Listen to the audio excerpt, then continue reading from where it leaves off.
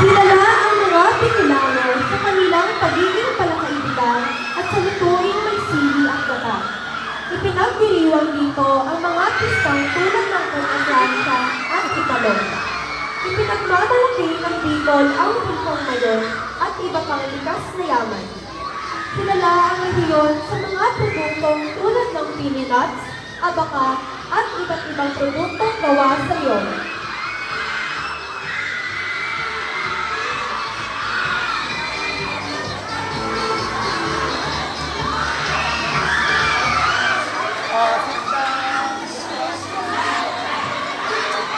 Ang mutya at ginoo ay buhat sa Bicol.